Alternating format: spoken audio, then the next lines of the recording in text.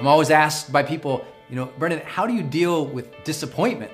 And I always wonder why they're asking that. I'm like, they think I'm disappointed a lot? I mean, have I failed so much in my life so publicly that it's obvious that I must be disappointed with something? Maybe they just see my face and they must say, when he looks in the mirror, he must be quite disappointed in the morning. I never really know why they ask that. I think it's kind of a funny thing, right? I think disappointment, it's unfortunate that so many people actually even think about it or struggle with it at all. I think when you reach another level of sort of the conscious plane, you start to realize that all disappointment is make-believe, that there is nothing to be disappointed about, that everything that turned out today is as it should be by the universe's edict. And when you learn to allow and accept reality as it is today, based on where you are and what has happened, then it's not a bad thing, and there's nothing wrong or negative to feel about it. Some people, here's how they want to deal with it though. They're going to tell you all the time, oh, I know how to handle your disappointments. You know what you need to do?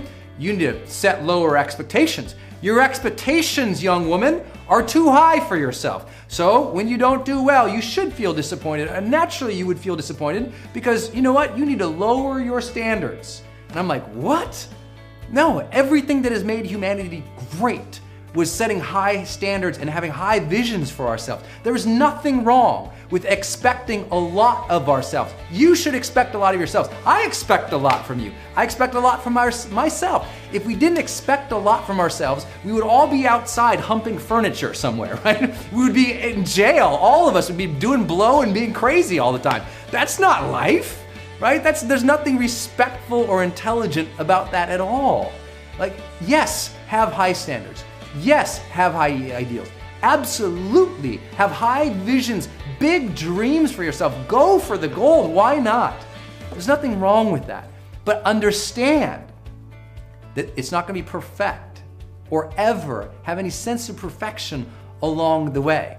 To know that it's going to be a sloppy, big, ugly mess. To anticipate the struggle, to anticipate the hardship, to anticipate the learning allows you to decouple from the negative emotions associated with quote unquote disappointment, right? If I know whatever I'm gonna put out there is not exactly perfect, cool. If I know whatever I put out there, it's going to be part of my learning journey. I'm gonna study it, I'm gonna be attentive to it. I'm knowing it's never gonna be my best yet. That, perfection doesn't happen ever. We can always be perfecting things, but we'll never reach perfection. And knowing that now, if you realize you'll never reach perfection, then you should never feel disappointment. Makes sense, right? There's nothing in me that says it has to be perfect. It says, I'm gonna do my best, I'm gonna put it out there. I'm gonna iterate, I'm gonna innovate, I'm gonna get better and better and better and better. And along that learning journey, things will be good. And I'll accept that, as I do them and do my best, that the universe will reward me as it should. I think disappointment, that's just something that's self-invented in your own mind. Oh, I feel bad for myself. Well, I bet you feel bad about yourself in a million different ways. So does that have to win today? Does that have to stop your progress? There's a million reasons to be pessimistic, upset, angry, frustrated, regretful about life.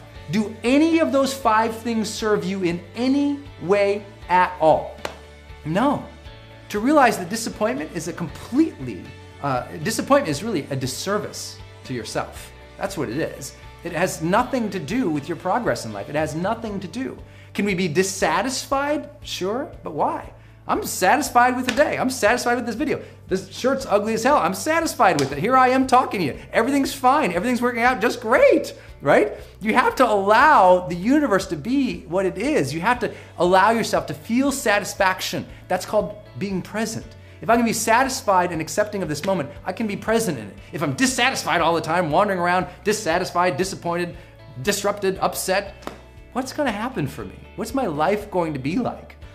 So you have to look at these emotions and you have to look at these things and ask, are these, if they're in any way negative and if they're in any way recurring, that your consciousness, your ability to direct your own will can say, you know what? I'm gonna decide today not to let that win. I'm gonna decide today to stop pouring so much energy into this belief that these things are disappointing. And instead, I'm gonna focus on what have I learned here? And be excited about the learning. Be excited about the mastery. I'm never disappointed because I'm too damn excited about the mastery being gained. Makes sense, right? How weird is that? People, aren't you disappointed with what? I'm learning a lot. Well, aren't you disappointed with that launch didn't turn out well, or you didn't sell 1 million copies on the first thing? I'm like, no, I did my best. Let's see how it goes. Let's learn, let's get better next time. Having a learning mindset prevents you from being disappointed. So, what did you learn today?